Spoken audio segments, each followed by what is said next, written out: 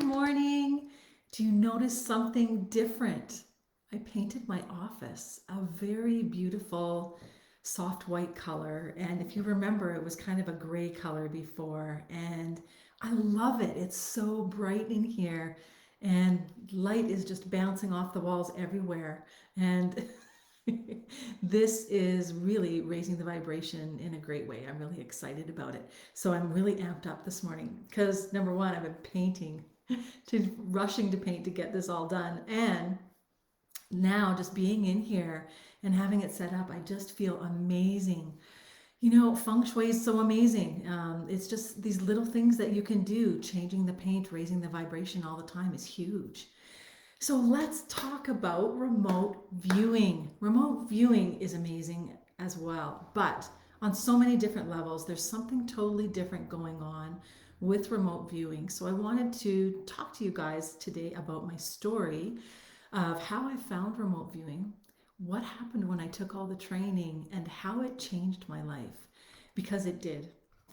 I would not be doing this today if I had not gone through the remote training programs, no question.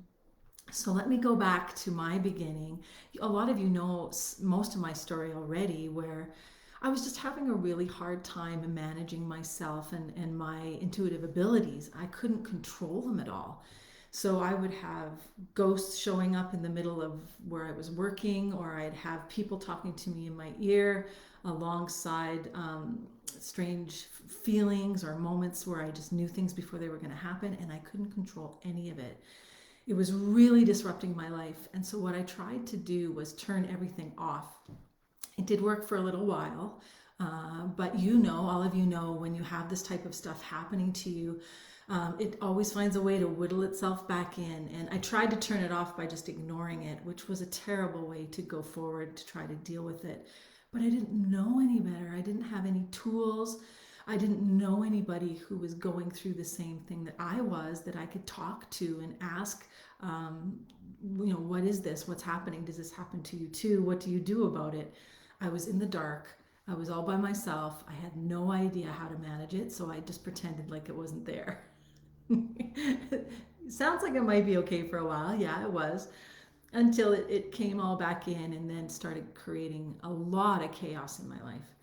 So this was, by this point, I was in my early 20s, mid 20s. I'd had my kids already. I had my two boys were young and in diapers, and I was still searching for someone who could help me. And I was trying to find a teacher. I was trying to find somebody who just been through what I was going through that could help me. And nothing was coming up.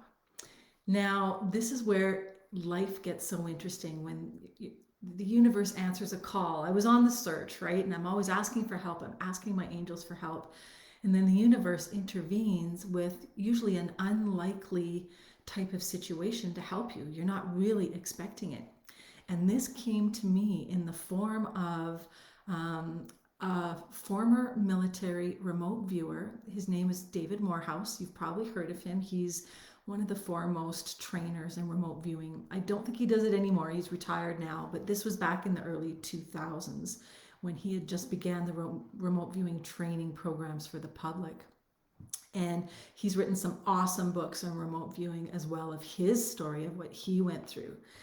So I actually found in the newspaper that this fellow, David Morehouse, who I'd never heard of before, was a former remote viewing military officer, which I did not understand that lingo at all.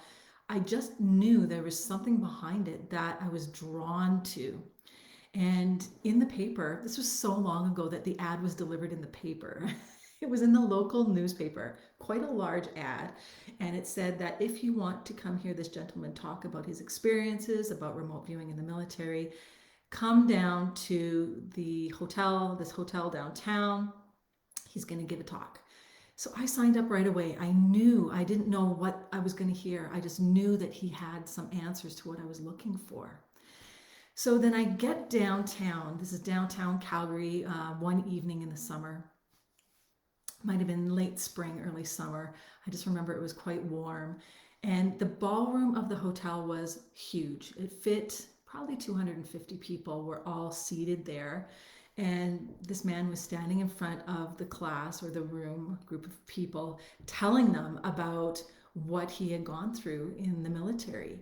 And so, if you don't know what remote viewing is, if you haven't heard of it before, remote viewing is the learned ability to be psychic that actually was developed by the Soviets way, way back in the early 1900s. So they were the first ones to develop this type of training of psychic spies, is how they started it for the military, so they could spy on their enemy and be one step ahead. Now, this was way back early 1900s. Like, this is around World War One. The Soviets were doing this, guys. This is crazy. Things were so much more advanced than we realized. Now, all the other groups of people outside of the Soviets knew that they had this advantage, but they did not know how they were doing it.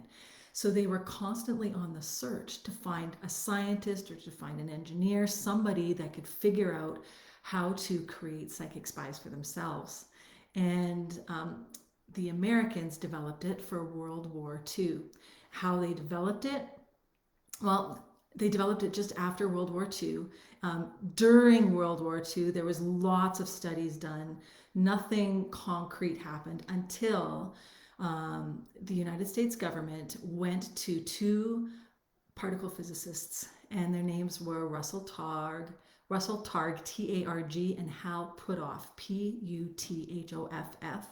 If you want to search them up on the internet, there's a ton of information on their history. They were the creators of the remote viewing training program.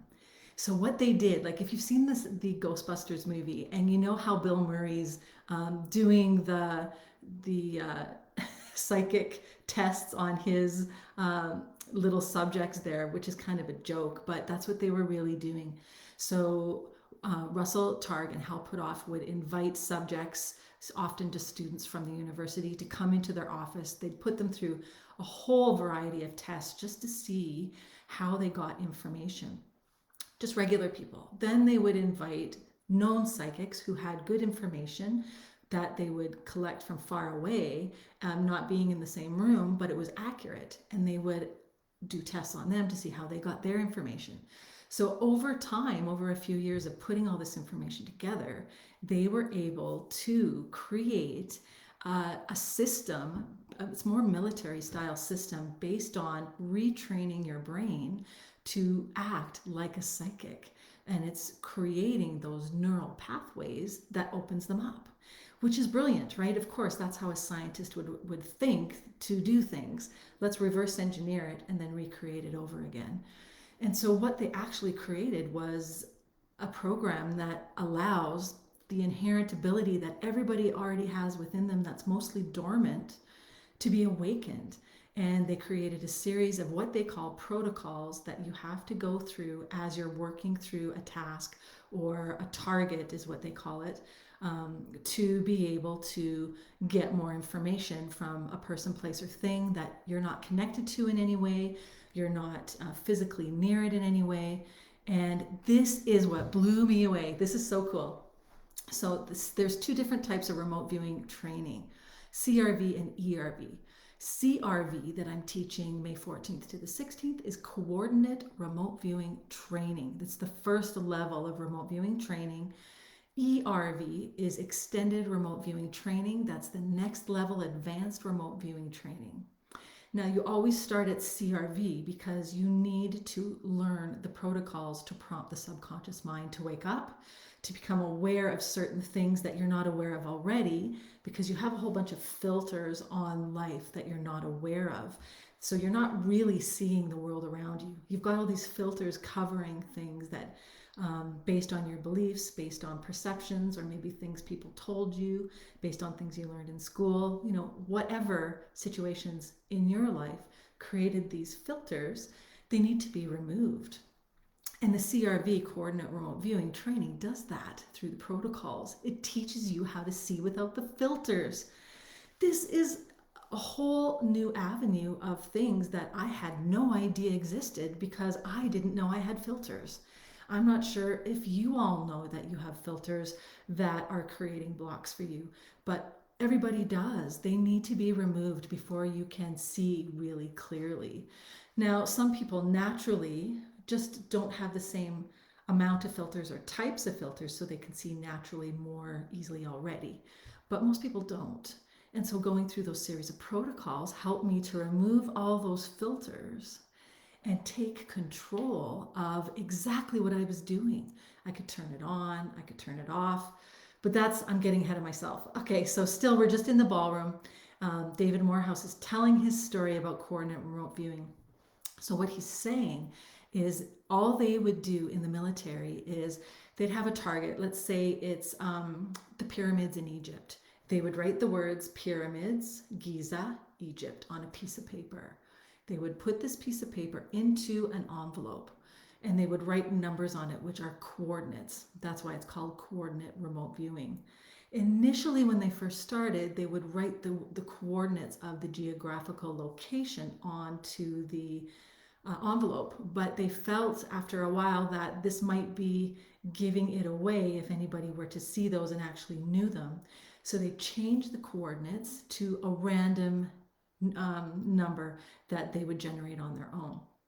So usually it's a 5-digit number, 5 to 7 digit number. So when you're doing the remote viewing training, that's exactly how it's taught. They put the words of the location or the person, place, or thing that you're supposed to find information on into an envelope. They put the coordinates on it, and all you get when you're doing the remote viewing exercises is the number. So fast forward, after I left that ballroom, and I remember him saying, I can't teach you remote viewing training tonight because it's a very involved process, but I am going to tell you my story. And over half of the people got up and left the room because they wanted to learn it now. They thought it was going to be a free training session. But I stayed and I listened to him tell all these stories of people who he saw firsthand in the military, who through learning remote viewing could see their life purpose, could see how to help others. It was more of an enlightening journey of understanding who you are and why you're here. And when I heard those stories, I was in. Like, I just couldn't wait to sign up. So I did. I signed up for the first class, which was in Vancouver at the UBC campus for a week. Very military style. So this was, I don't know, a few months after. I'm going to the UBC campus, and it's from 8 in the morning till 8 at night. And we just do the same stuff over and over and over and over till you feel like your eyes are going to roll out the back of your head and you're drooling and it's just you're exhausted, but it's retraining your brain to work in a new way. So once we learned the protocols, we reworked it over and over and over until the only way your mind thinks from now on is in this new way, which was like brilliant. This is part of the process. Now, what's really cool is because that was way back, I took that first course in 2003.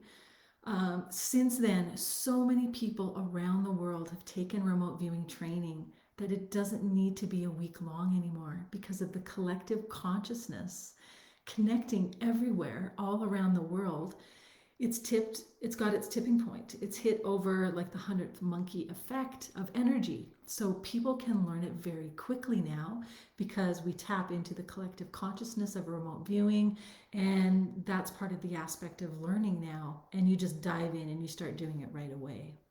Much more streamlined than how I learned it. However, I'm grateful to have learned it the way that I did because I did really need to learn it in this way because I was having so many difficulties within myself, and it taught me all the things that I needed to know to help deal with my problems, dealing with intuitive information coming in that I couldn't control. So that was a very amazing aspect of it.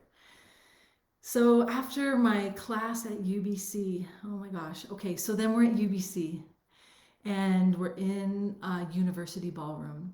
This one was actually smaller than the hotel ballroom, and so maybe there were 200 people there, 175-ish, from all walks of life. We had doctors, we had lawyers, nurses, we had bus drivers, teachers. We had like any walk of life. We had mothers who just wanted to help their children. We had sick people that wanted to learn how to get better. Just everything. And then we had me, somebody who couldn't control my abilities, and I was just looking for help. So this band of misfits of people just all came together, just searching for answers.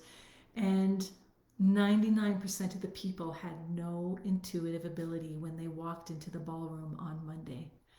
And 100% of the people had intuitive abilities that were clear by the time the course was over a week later, which blew me away. I couldn't believe everybody was popping on like light bulbs. Oh my gosh, this person's doing it and they've never done it before. And look at that man over there. Like, he doesn't even know what he's doing and he's still pulling off all the information and he's brilliant. Like, it's a natural ability that we have within us. Everybody's got it, guys. This is what shocked me on another level, because we were all taught that, well, I don't know if we were all taught, but it was very common way back, especially I was born in the 70s. So my whole childhood growing up, I was always taught that, people who are psychic or have intuitive abilities are the special people, and not everybody can do that, which is not true at all. I've been teaching this intuitive training, remote viewing training since 2006. I don't know anybody who hasn't been able to do it. And I've taught thousands of people over the years. So that's one aspect that changed my life. Because when I found out, are all these people really doing this and they couldn't do it before? And this stuff works? Like, are you kidding me? Light bulbs were going off in my head because I just felt like I need to tell people about this, right? It's like, oh my gosh, I need to be able to share this with people because this is crazy. If everyone can do this, there's no limit to the potential, right, of everybody. And that's why David Morehouse did it. A very humble, kind, caring person who just really wanted to help raise the consciousness of humanity. A hallmark individual who really stepped forward in a time that was difficult for him, taking a chance to expose that, but really benefited humanity as a whole. So once I did that, I took all the remote viewing levels of training. There were 4 levels altogether. So I went from coordinate remote viewing training to extended, and then there's advanced, and then there's searching for different types of specific target type information classes. So there's lots you can do with remote viewing. But how it changed my life was it took off the filters. I didn't have all these things blocking what I was seeing. So all of a sudden, I could see really who I was and what I was here to do. One of the aspects of remote viewing is viewing yourself. You don't know you're viewing yourself, but there is a part where we get to where you actually do a deep dive into your own energy to read yourself. And it's a beautiful experience because you see yourself from a point of view that you've never seen yourself before. You see yourself every day. My hair looks the same, my clothes are the same. I'm brushing my teeth in the mirror. It looks like me, but you're not seeing yourself. There's something way more spectacular in there that you're not seeing. And when you can take off the filters again, you can see it. So it's just, I can't say enough about remote viewing. It's changed so many lives for the better. Then what I did, I came home. Hi, Shannon. Good to see you here. I came home after I'd taken the CRV and the ERV, the level 1 and level 2, and I decided to write a book about my experiences. And this is my book, Enlightenment, that I wrote. I wrote this about remote viewing and how it changed my life. And it is seriously amazing. I was even going to read the first chapter I have about one of the targets that I did. I'm going to read it because it's just a couple of pages long, but this is actually an excerpt from a remote viewing experience that I had at the CRV class in UBC, one of my first few sessions that I had, and just how it works. So when you go into CRV classes, The lights get dimmed when you're working on a target. They play white noise, which is like the UHF channel of snow on the old TVs, if you remember that, just to get the mind to go within itself and not focus on exterior sounds. Then they do recommend that you can wear a blinders or a blindfold so that you can focus more on what's behind the eyes and what's inwardly behind the eyes, because lots of pictures will come up there. And as we did that, they called out the numbers to the target, and this is what happened. So one of my targets, this is exactly what happened while I was in there. One of my favorite ones. Okay, so darkness. Anxiety ripples through the air in tremors of anticipation. The smell of lurid fear lingers, pining in the obscure moments of heavy, burdened silence. I'm full of uneasy excitement for the unknown journey that is about to begin, yet at the same time completely open to whatever events are about to unfold. Breath is a connection between two worlds. Each inhalation draws deeply inward. Each exhalation releases patterns of the lingering past. Minutes blend into moments, focusing on the nothingness that lies behind closed eyes. The sparks of synapses and neurons firing sound like the cogs of an intricate machine. Synchronous waves of energy connect with the target and instantly pull my consciousness deeper inward. Vision becomes a myriad of multi-sensory signals as the inner eyes open and survey the surroundings. So you do get this moment where you black out internally and then a picture appears, which is super cool. So as the picture appeared, this place is very expansive. An endless canopy of ultramarine blue sky is filled with cottony clouds that meander over the sandy yellow horizon. The sun is very high and very, very hot. I'm dark skinned, perspiring underneath a thin ribbon of cottony wraps draped over my body. All around me stands a crowd of similar looking people wearing brightly colored clothing. We're at a gathering in the desert. Uneasiness and restlessness dominate the feelings among the people. Something important is about to happen. Wait till you hear what this target was. I know I'm on Earth, but I can't make out where. The cogs and wheels of the mind move so fast. Information is coming in full of messages contained within moving pictures. Multifaceted stimuli bombard the senses into organized files of data. I question my location and there is a pause, a gap in the signal. Then a connection is reached and more pictures are downloaded in acknowledgement. First, my frame of reference is expanded out to the space surrounding Earth and then instantly contracts to a point hovering over the Middle East. The point of focus comes back to the crowd amongst the sand dunes. In the center of the crowd, there is a giant box made of gold. The leader, a man dressed in robes, is talking about something so profound that it brings silence to the onlookers. His voice is sweet, yet commanding to the great energy contained within this golden box. As he frees the lid, the light of 1,000 suns project their purpose past the confines of the golden rectangle. Awe overcomes the crowd, and then the loaded silence of 1,000 people holding their breath, waiting for what comes next. A master at his craft, he speaks to the light, coaxing the intelligence inherent within its rays to move and become animated. Luminous arcs spray into the air and fall back to the earth as rainbow showers. By his dictate, the light pulses. It's alive, dancing poetically around his body, then venturing out amongst the mesmerized crowd of people. Suddenly, there's a blinding flash. A rush of energetic pressure pushes several of us through the air. A sonic boom follows and violently shakes the earth. And I could feel all this stuff like I was right there. I was in the crowd and I could feel it. Bodies are flying randomly through the air, directed by the consciousness in a beam of light.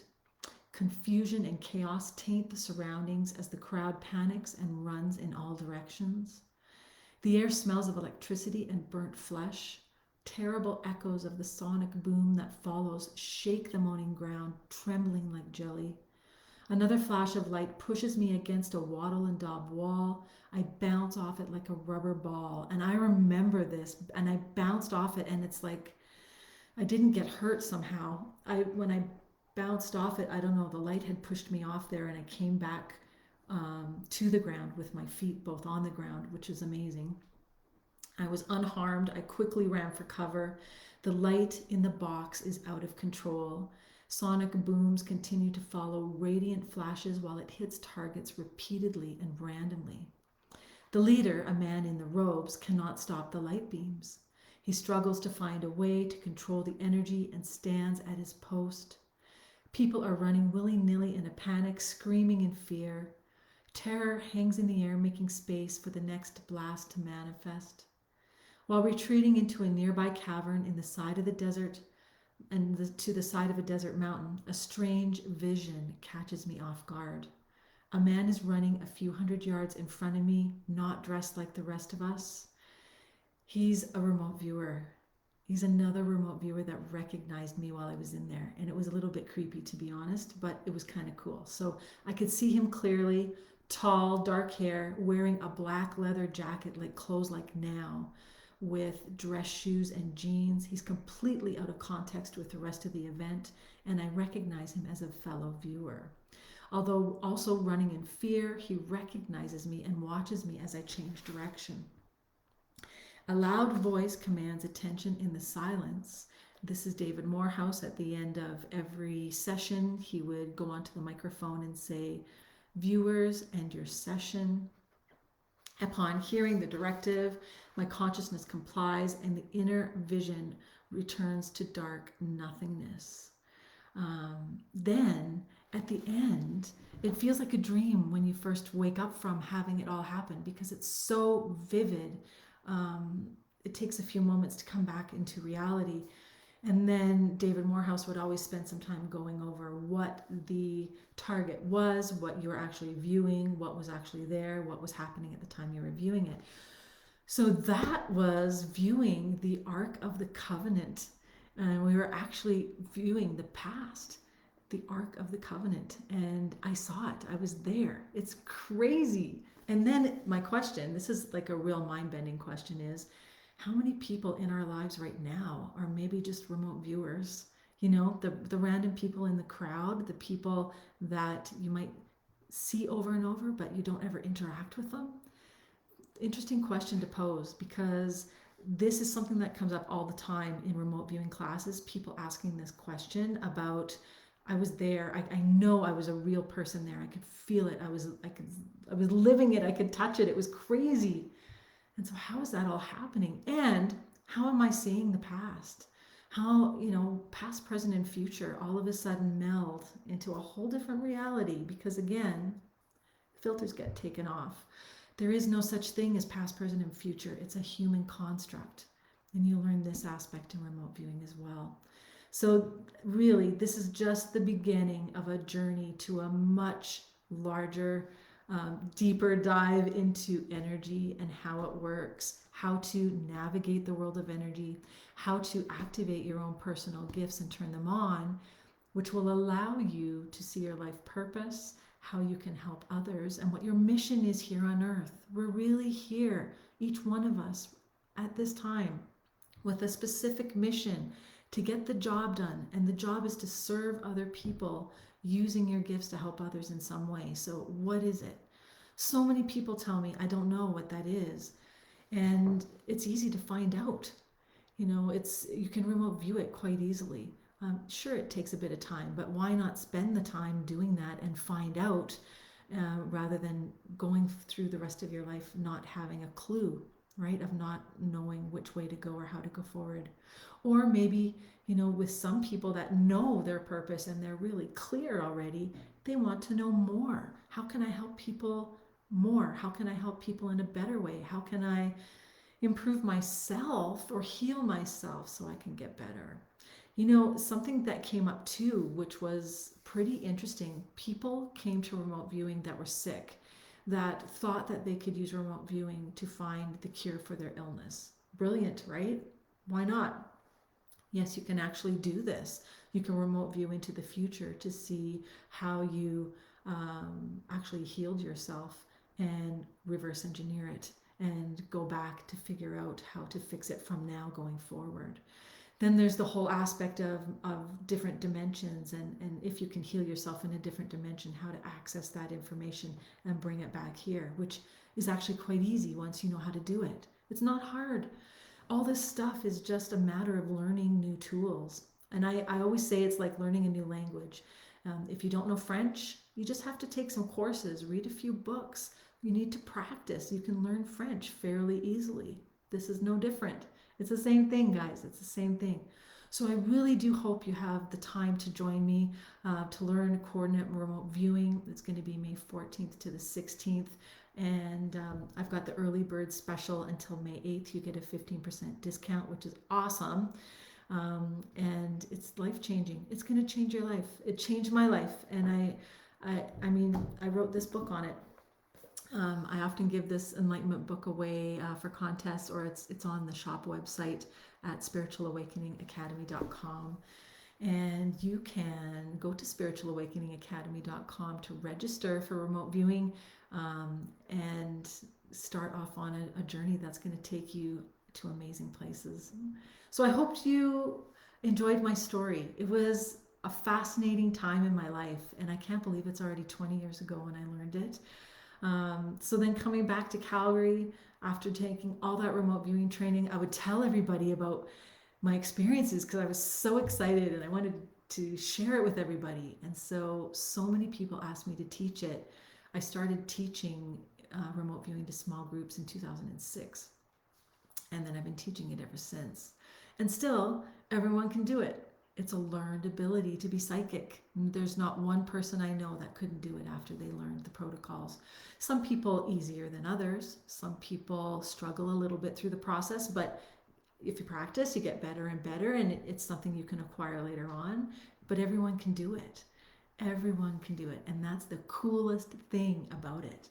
You already have everything you need in what you have within yourself. So you just need to explore it a bit deeper. And that's where the real juicy stuff is that's going to help you go forward in life. So I need to head out now, but I had lots of fun telling my story. I don't tell this story very often, but it's a very powerful one. And so that's why I thought it would be important to do this today, and why I think it's important to do for me to be teaching the remote viewing training now as we're moving through such advanced high energy, as we're starting Age of Aquarius energy this year. It's just beautiful stuff. So sending you all lots of love and light. Hope you have a fabulous day, and check things out at spiritualawakeningacademy.com. Take care.